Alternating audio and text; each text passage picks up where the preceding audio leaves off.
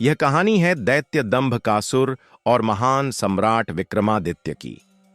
दैत्य दंभकासुर एक ऐसा राक्षस था जो जवान और सुंदर स्त्रियों को उठा ले जाता और अपनी गुफा में बंदी बनाकर उन्हें अपनी इच्छाओं का शिकार बनाता।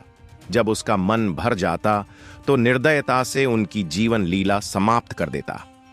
जिस भी राज्य में वह पहुंचता वहां तबाही का मंजर छा जाता। राजा, योद्धा, वीर, किसी की भी हिम्मत नहीं होती थी उसका सामना करने की। वजह थी एक वरदान जो उसे देवताओं से प्राप्त था। वह बल से नहीं, केवल बुद्धि से मारा जा सकता था, और जो कोई उसे बलपूर्वक मारने की कोशिश करता वह पत्थर का बन जाता। उसकी मृत्यु का रहस्य छिपा था 7 रहस्यमयी सवालों में, 7 गुत्थियों में। लेकिन किसी को इन सवालों की जानकारी नहीं थी, इसलिए जो भी योद्धा उसके अत्याचारों से त्रस्त होकर उसे मारने जाता पत्थर बन जाता। हर ओर भय और निराशा का वातावरण था। पर कहते हैं ना, जब पाप का घड़ा भरता है तो अंत निश्चित होता है। एक दिन दंभकासुर उज्जैन की ओर बढ़ा। उज्जैन उस समय महान सम्राट विक्रमादित्य के अधीन था, जो जितने बलशाली थे उतने ही बुद्धिमान भी। उसी उज्जैन नगरी में एक अमीर साहूकार रहता था जिसके 2 पुत्र थे, महेंद्र और लखन। महेंद्र विवाहित था, जबकि लखन का विवाह अभी नहीं हुआ था।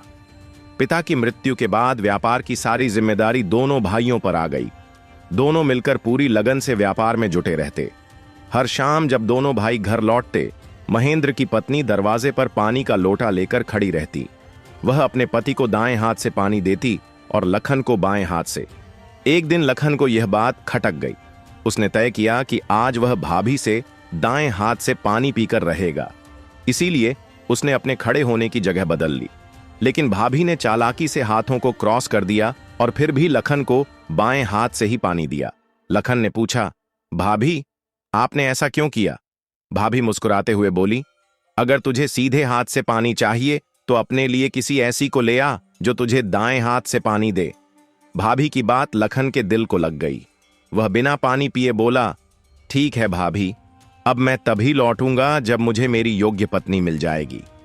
वह घर छोड़कर निकल पड़ा। चलते चलते वह कांचीपुरम नगर पहुंच गया। वहां के राजा चंद्रसेन अत्यंत धार्मिक थे। उनके राज्य में सब कुछ शांत था, सिवाय एक दुख के। उनकी पुत्री चंद्रकला एक अजीब बीमारी से पीड़ित थी। बेहद सुंदर राजकुमारी हमेशा अचेत अवस्था में रहती। राजा ने देश विदेश के वैद्य, हकीम और तांत्रिक बुलवाए, पर कोई उसकी बीमारी का कारण तक नहीं जान सका। अंत में निराश होकर राजा ने घोषणा की, जो कोई मेरी बेटी को ठीक करेगा उससे उसका विवाह कर दिया जाएगा और राज्य का आधा भाग भी दिया जाएगा। लखन जब कांचीपुरम पहुंचा तो हर जगह इसी चर्चा में लोग लगे थे। उसने पूरी बात जानने के बाद निश्चय किया कि वह राजकुमारी को ठीक करने का प्रयास करेगा। राजमहल में जाकर लखन ने राजा से एक रात का समय और एकांत की अनुमति मांगी। राजा ने भारी मन से स्वीकृति दे दी। रात के 12 बजे जब पूरा महल शांत था, लखन ने देखा कि राजकुमारी के मुख से एक सांप बाहर निकला और जंगल की ओर चला गया। लखन समझ गया कि यह सारा रोग इसी सांप का किया धरा है। सुबह राजा आया और लखन से पूछा, क्या तुम मेरी बेटी को ठीक कर पाओगे? लखन बोला, महाराज, अब मुझे रोग की जड़ मिल चुकी है। मुझे एक रात और चाहिए, और साथ ही एक धारदार तलवार और मिट्टी से भरी एक बाल्टी। राजा ने तुरंत आदेश दिया। अगली रात जैसे ही सांप निकला, लखन ने उस पर तीव्र वार किया। सांप के 2 टुकड़े हो गए। लखन ने दोनों टुकड़े मिट्टी से ढकी बाल्टी में रखे और जंगल ले जाकर आग में जला दिया। सुबह होते ही जब लखन ने राजकुमारी को जगाया तो वह होश में थी। वर्षों से अचेत राजकुमारी अब पूरी तरह स्वस्थ थी। राजा की आंखों में आंसू आ गए। उसने लखन को गले लगाया और अपनी बेटी का विवाह उसके साथ कर दिया।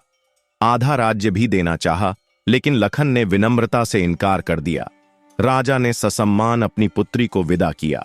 उज्जैन लौटने पर लखन और चंद्रकला का भव्य स्वागत हुआ। अब लखन अपनी नवविवाहिता पत्नी चंद्रकला के साथ खुशी खुशी जीवन बिताने लगा। कुछ ही समय बाद उज्जैन नगरी में एक भव्य समारोह होने वाला था। जिस समारोह को देखने राजकुमारी चंद्रकला अपनी भाभी के साथ गई थीं, वहां चारों ओर खुशियां बिखरी थीं। परंतु तभी अंधकार को चीरता हुआ दैत्य दंभकासुर वहां आ धमका। जैसे ही उसकी विशालकाय छाया मेले पर पड़ी, हड़कंप मच गया। भीड़ बेकाबू होकर इधर उधर भागने लगी। चंद्रकला और उसकी भाभी भी डर के मारे भागने लगीं। लेकिन तभी दैत्य की नजर चंद्रकला पर पड़ी। उसकी अद्वितीय सुंदरता ने दैत्य को मंत्रमुग्ध कर दिया। उसने अब तक न जाने कितनी स्त्रियों को बंदी बनाया था, पर ऐसा रूप पहले कभी नहीं देखा था। एक ही झटके में वह चंद्रकला को उठा ले गया और उसे दूर अपनी काली गुफा में बंद कर दिया। कहानी अब मोड़ ले चुकी है। क्या होगा आगे, जानिए अगले भाग में। अगला भाग जल्द ही आएगा। कहानी के अगले भाग में क्या होगा देखने के लिए हमारे चैनल को सब्सक्राइब करें और कमेंट करके बताएं कि आपको ये कहानी कैसी लगी।